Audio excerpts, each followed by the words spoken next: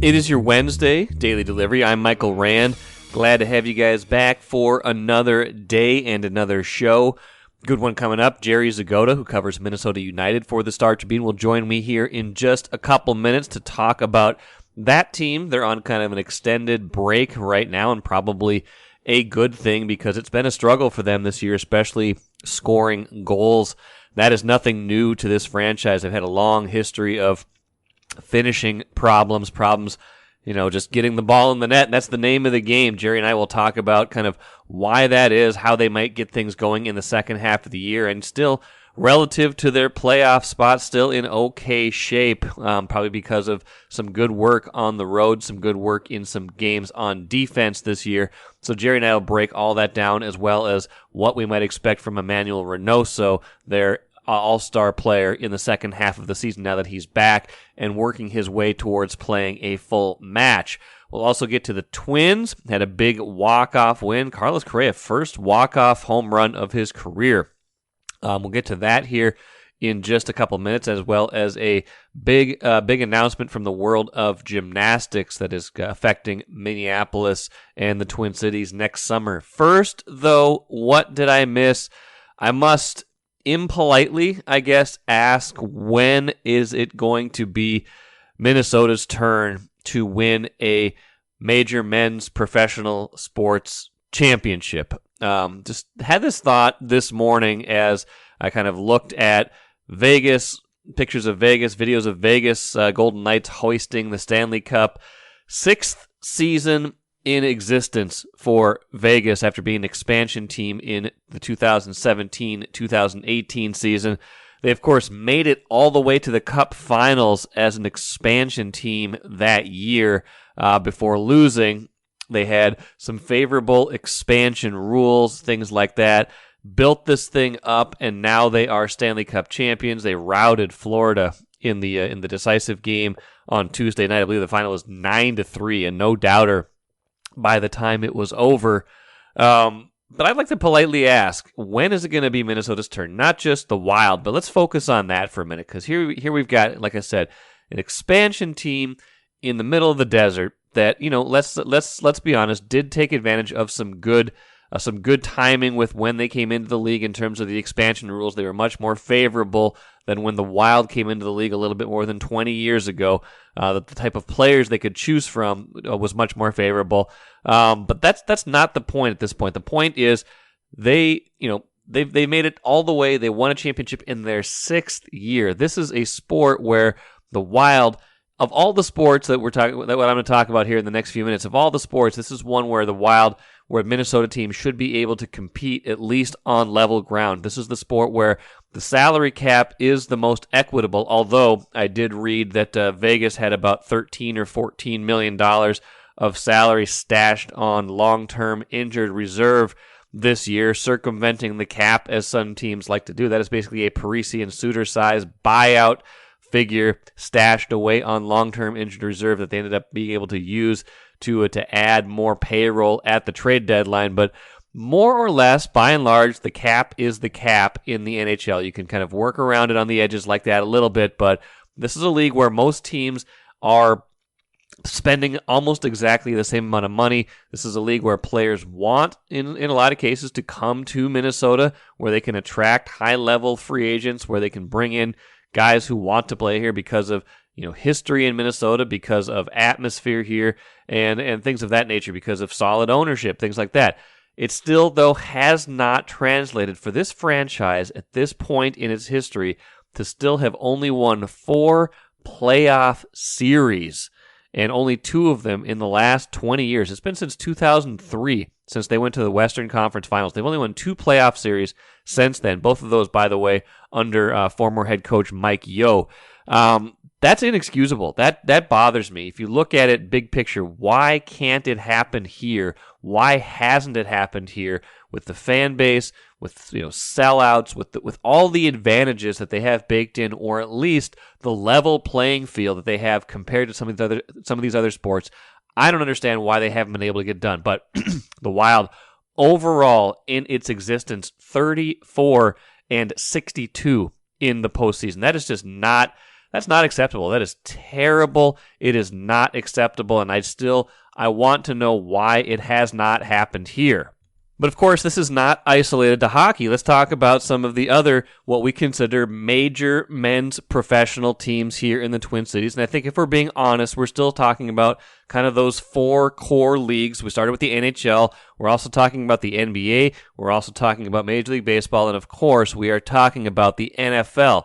If we go to the other recently crowned champion in the NBA, Denver. Denver wins its first championship. If it can happen in Denver, why can't it happen here? Denver is a similar market to Minnesota, a team that's being built similarly to the Timberwolves. Why can't it happen here? Why should the Timberwolves have such a terrible playoff history? Why have they only won 2 playoff series in their entire existence? Why has it been almost 20 years since their only real playoff run? That is inexcusable. That makes no sense to me. Why are they 21-42 all time in the playoffs? Yes, I get it. In the NBA, it is a hard sell to come to Minnesota, but they have had opportunities. They have had players. They have had chances. They have repeatedly torpedoed their own success. They have repeatedly undone anything good that has gone their way. Why can't it happen here? When is it going to be Minnesota's turn in any of these sports? Let's turn to the Twins. The Twins have had so many chances, and they are, yes, the most recent team to win among these 4 leagues. They're the most recent team to win a championship. Guess what? That was 1991. That was 32 years ago. And guess what? None of these teams that I'm talking about has even been to a finals since then. The Vikings have not been to a Super Bowl since then. The Twins have not been to a World Series since then. The Wild and Wolves have never been to an NBA or NHL finals. In 32 years, that has not happened. Why can't it happen for the Twins? What is wrong with what's going on here? Is it just a collective streak of bad luck? Is it something about market forces, salary caps, the way the sports works these days, being a small to mid-market team? Is that holding them back? I say yes to a certain degree, but in a lot of these sports, there's been plenty of other counter examples of teams like the Twins, like the Vikings, like the Wild, like the Wolves, who have in fact won during this span. The Twins are 0-18 in their last 18 playoff games. They have not won a playoff series in more than 20 years. They have not won a playoff game since 2004, despite winning many, many division titles, despite going to the playoffs many, many times since then. They have lost their last 18 playoff games. That is a North American professional sports record. Why? Why can't it happen here? Why has it not happened here? That is the question that I am wrestling with. The Vikings. Let's end there with the Vikings. That's the one that's vexed people for the longest because they have those 4 Super Bowl appearances going back to the Bud Grant era. Guess what? I was 2 months old. I am 46. I was 2 months old the last time the Vikings even went to a Super Bowl. They have lost, I think, 5 or 6. I think it's 6 NFC title games now since that moment. The most recent, of course, coming in 2017 with a chance to play in the Super Bowl in their home stadium before, if they would have won that game. Why hasn't it happened here in a league where they've had so many good players, in a league where they've had countless opportunities in the playoffs, where they've been this close, where they're consistently at least average to above average? Why hasn't it happened here? Why does Vegas get to win something? Why does Denver get to win something? Why does all these other franchises that have had streaks that have gone on and on and on, why have those been snapped? The Red Sox, the Cubs, the Cleveland Cavaliers, they've all won recently or semi-recently. You look at all these other markets that have won something. Miami Marlins have won 2 World Series. The list goes on and on. I'm not even listing all of these teams, and I'm not saying those cities, those franchises don't deserve it. I'm saying, why hasn't it happened here? When will it happen here? Why can't that happen? It's got to be so frustrating for Minnesota sports fans to sit there and watch this unfold, to watch all the playoff losing, to watch everything that happens and say, look, maybe next year. It just hasn't. It hasn't been next year for more than 3 decades, and I get it. I'm not trying to. I'm not trying to be. I'm not trying to be disrespectful to anything else that's happened. I'm not trying to say the 4 Lynx championships last decade don't matter, because they certainly do. those championships do matter. But I think if you are talking about a broader sporting public, you are still talking about those four teams that have been established for a long time, those four leagues, especially that have been established for a long time, and all of those teams have struggled so much in the playoffs in the last 3 decades. When will that change? Who will finally break that streak? When will it happen? I feel like I've been asking that question for a long time and still no answers. So I don't know. It's just frustrating. I'm asking this question more rhetorically than anything. We'll see if that ever changes. But right now, Vegas is the NHL champion. Let that soak in with your breakfast this morning. MGM Wine and Spirits is the choice for savings, service, and a great selection of spirits, premixed cocktails, wines, and of course, ice-cold beers and hard seltzers. With over 30 locations throughout the Twin Cities and beyond, there's an MGM near you. Head to MGMWineandSpirits.com to find a convenient location in your area. Get social. Follow MGM on Facebook and Instagram for all the latest news and trends. Make great moments with MGM Wine and Spirits, your locally owned and operated choice for over 50 years. Save time, save money. Shop MGM. Before we get to Jerry Zgoda, let's mention the Twins here quickly rallied for a 4-run ninth inning on Tuesday night, capped by a Carlos Correa walk-off home run. They beat the Brewers, the rival-hated Brewers. I don't know if they're rival and hated, but they have a nice little intrastate rivalry that's been going on since interleague play started many, many years ago. Good win for the Twins. Big, important win, I guess, in the context of things. They're now 2.5 up in the terrible AL Central, kind of talking about playoffs, big picture stuff like that. Sure seems like they are angling towards another chance in the postseason, even though I don't think this is a great team. Still a long way to go, but less than 100 games to go now. They've played 67. They are 34-33, but they are the only team in the AL Central above 500 still. Cleveland 2.5 back. I don't know what's going to happen in this division. I think it's pretty rotten. I think the Twins can be better than what they've been this season. But they're going to need more of what they've gotten from Carlos Correa lately with that big grand slam in Toronto a few days ago, and now this walk-off home run here. If he starts to heat up like that and can produce more of these signature moments, maybe the lineup will kind of round into form and give them more of what they need. Now they're going to be without Byron Buxton for a little while longer. It sounds like he is eligible to come off the injured list after being hit in the ribs with that pitch, but it's going to be a few more days, according to Rocco Baldelli.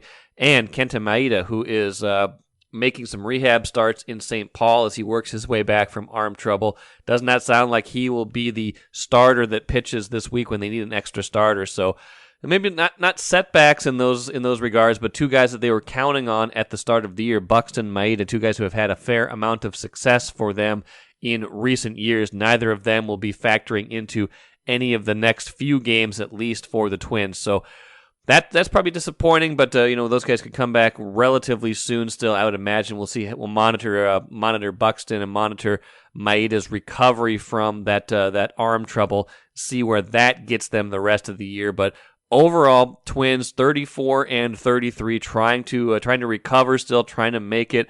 Trying to make it through this stretch what they've been in, where they've just had some blown games, some offensive troubles, trying to establish some sort of consistency, some sort of rhythm, and some sort of identity beyond good starting pitching this season.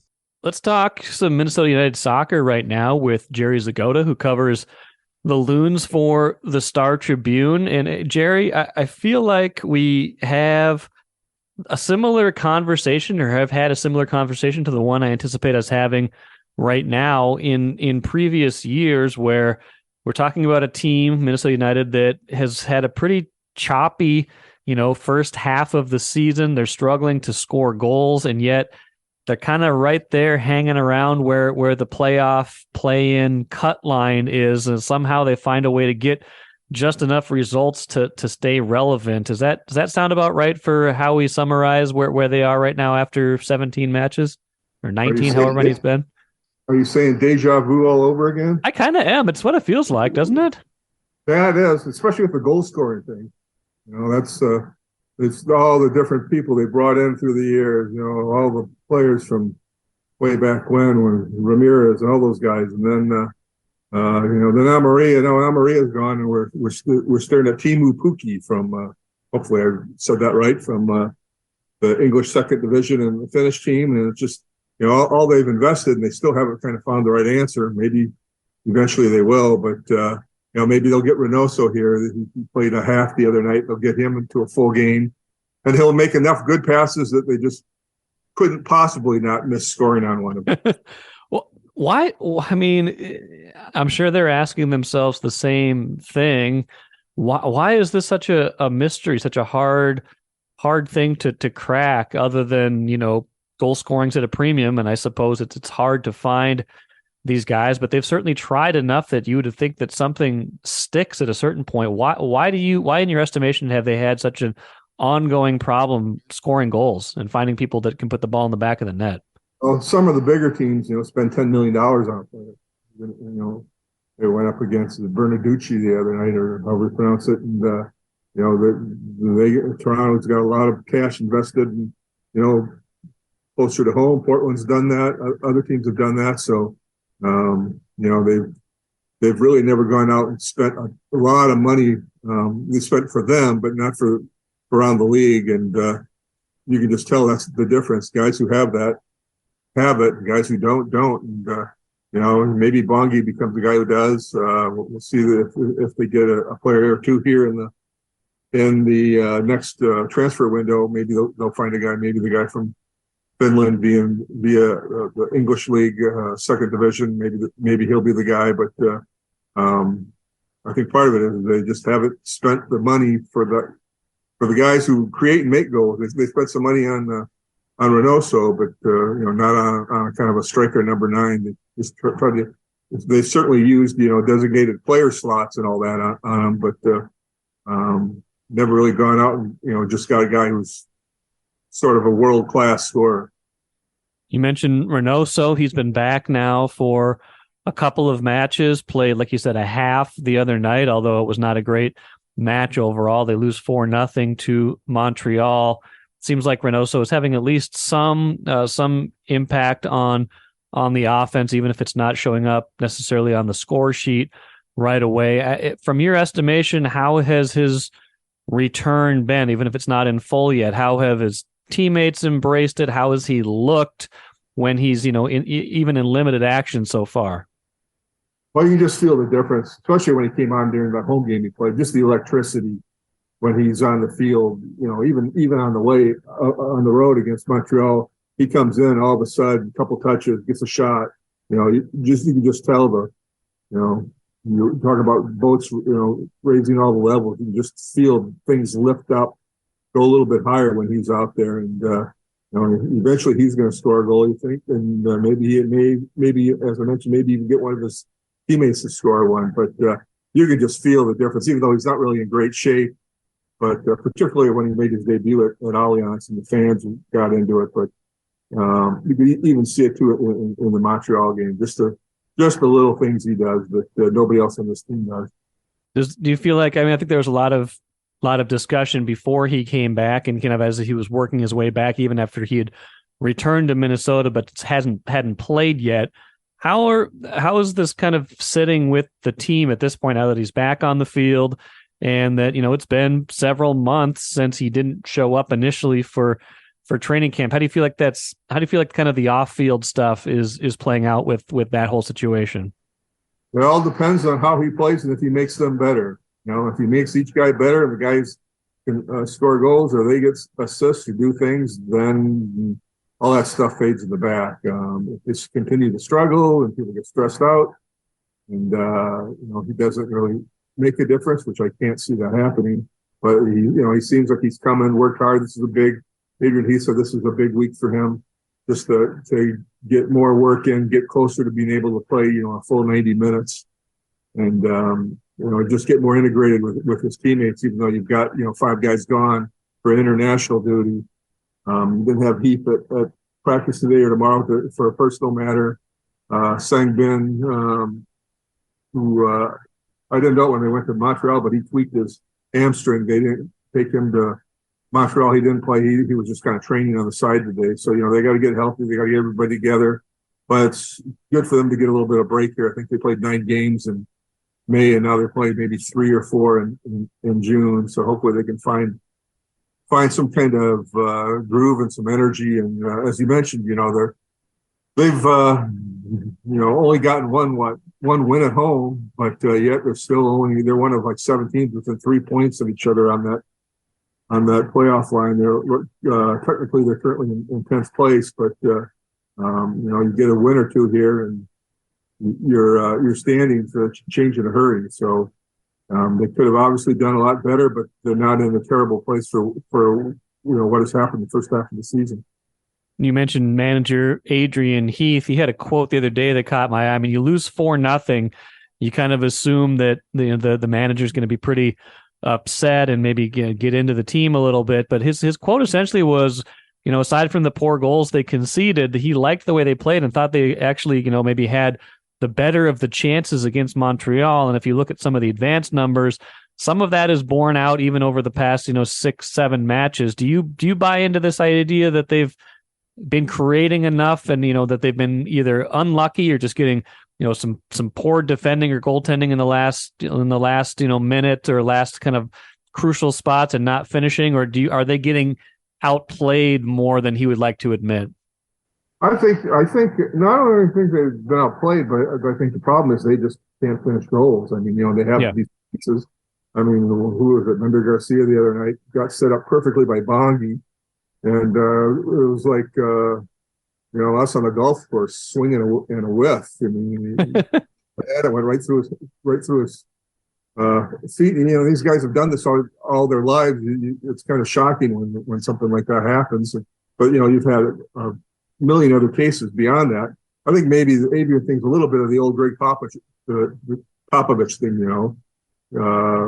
kind of embrace them when they're down and kick their butts when they're up. So, but I don't know if I necessarily saw that they played or outplayed them, but you give up 2 bad goals, in 13 minutes, and you're fighting uphill the rest of the way. You mentioned hamstring tweak for Sangbin Jong. How has he been looking even before that? I mean, I know there were some pretty high hopes for him. What are the, as we think about him returning to form and kind of the second half of the year, along with Reynoso, potential firepower there, but how has he looked to you so far? You see glimpses. He's had a couple of things where he's curved a couple of balls, hit some crossbars or posts, had chances, come very close. I think he's got one goal maybe. But just remember those guys like that when they come in, new culture, haven't played a lot coming into here because of their seasons with their previous teams.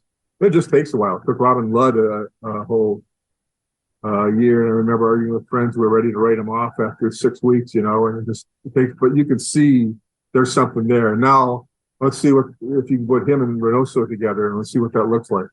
Yeah, no, I think that's fair. I don't think we're ready to, panic yet, but it is interesting just to kind of watch them. If they're averaging less than a goal a game, right? Don't they have like 15 goals in 17 matches, something like that right now? That's not a pace that's sustainable for success. Although, like you say, they are with the format this year and where they are kind of sitting right there. If they could ever get on any kind of roll or actually score, a couple goals in a game and get some consistent offense going. What's that? I don't remember now. What's the name of that stat? Almost like should have been goals. They like lead the league. Expected goals, right? That's it, yeah. I think they're very high up on that. They've had a lot of goals, but expected doesn't help you much in the standings. Now they've got to start playing better at home. Although the good thing is, Will Trapp pointed out today, they've had games like where they lose to Montreal or they tie to Toronto, and those aren't the games that really hurt you. The games that really hurt you are the games at home when you lose or tie to your division or conference opponents. So they've had more than a couple of those. So they've just got to start doing better than that, because it's going to be hard to catch up if you just keep if you don't get those wins at home. Short of finishing their chances and being better at home, a couple more final thoughts here. What do they got to do once they come out of this on the 24th? What is their kind of sense of optimism if things are going to get better in the second half of the year? I was just going to add, they have won 4 times on the road, so if they can get a couple more of those, that helps position that they're in. What they're not doing at home, they've done on the road, and that's one of the reasons they're kind of still in the middle of it, and not looking up. One, I think you need Reynoso playing 90 minutes. You need everybody else to come along with them. It'd be nice if Sangbing got, everybody gets healthy, you get guys back from international play, and just give them some time to play together. Move guys in and out of the lineup. Get those two guys going and see if we can get going with Bongi. And we'll see if Robin Ludd ever gets back this season. If he gets back by maybe September or October. I saw former Loon Mason Toy had that same kind of surgery in April, and his first game back was the other night against the Loons. And what does he do? 2 goals. I saw that. That couldn't have felt good for them. Although he hadn't done much before that, right? That was pretty out of character for him. Right? Well, he hadn't played since early April. He had that same surgery Ludd had, so they it's been, what was that, 2 months or close to it. So. But, at least shows that he wasn't out all season, so we'll see what that means for Robin.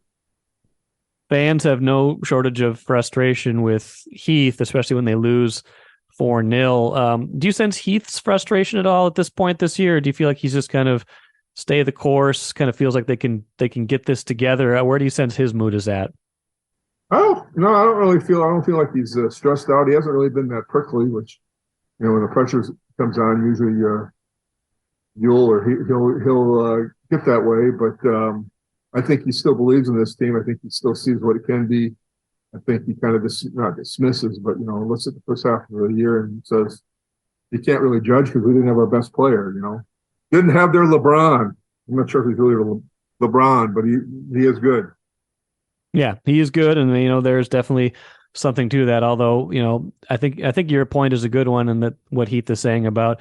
This is a big week. This is a big 10 days for Reynoso. If he's going to kind of surge into the second half, he's kind of got to get his legs underneath him. They got to be able to play him for full matches here pretty soon, right? Yeah, I mean, the other night they bumped him up. He had played 24 in that first game. They bumped him up to the full 45, but I think they only did that because of the circumstance they were in. I don't think they wanted to play him that much. So don't push him too much. You don't want him to get another nick here and be out for 3 weeks or 4 weeks, but they kind of had to play him out of necessity just because they needed to get something going down 2-0 at Montreal. So they put him in there for 45. But I think it'll be a progression. Within the next couple of games, you'll probably see him work up to the 90, and then if they can keep everybody else healthy, see what happens after that. Yeah, it seems like that's kind of their best hope. Has kind of been their best hope for a while. It's that maybe Reynoso has some more of that magic and they can get on a little run and get into the playoffs again. It's a place they're familiar with. They've been in the playoffs a bunch of years in a row. I mean, is it 5 years in a row now? 4 or 5 in a row now, right? It was 4 last year, right? So yeah, I think it's 4. Yeah, this would be 5 if they could make it. So, yeah, well, we'll see. Jerry Zgoda will have you. What? They win 2 games. If they win 3 games in a row, all of a sudden they're up, 5th place, 4th place. So yeah, that's what they're going to have to do after the play resumes on the 24th. Jerry Zgoda, appreciate it as always. Good catching up on Minnesota United, and we will talk again soon. All right, thanks, Mike. Good stuff from Jerry as usual, and as usual with Minnesota United, they will probably go as far as Emanuel Reynoso can take them. Different, of course, this season because of all the turmoil early in the year, him staying in Argentina instead of coming over to Minnesota at the start of the year. He's back now, a big week of training for him as he tries to gear up for a second half of the season where he will be counted on in a big way to jumpstart a really struggling offense. So we'll see where the Loons go, and it probably will be as far as Emanuel Reynoso can take them. Let us finish now with the cooler big news in gymnastics, perhaps some expected news that we thought was coming, but it made official on Tuesday. The gymnastics U.S. Olympic trials will be in Minneapolis at Target Center, June 27th to 30th next year, almost exactly a year from now. That will be an exciting time for gymnastics here, not just those trials, but some other associated events around them, a 9-day event here in the Twin Cities. Tons of participants. I'm sure tons of fans will flock to that as well. That is one of the signature events of the 2024 games. So that will be exciting. That will be a lot of fun to watch when it comes here. And just one more great event for the Twin Cities. That will do it for me today. Expected to be joined on Thursday's show by WCCO Radio's Chad Hartman. Got some good golf stories coming from him on that show, as well as probably some other talk. And Friday, expected to be joined by Marcus Fuller from the Star Tribune to talk Gophers men's basketball. They are in the middle of summer practices right now. Want to ask Marcus about some recruiting stuff as well, so stick around for that on Friday. Thanks for joining me here on today's show. Back at it again tomorrow.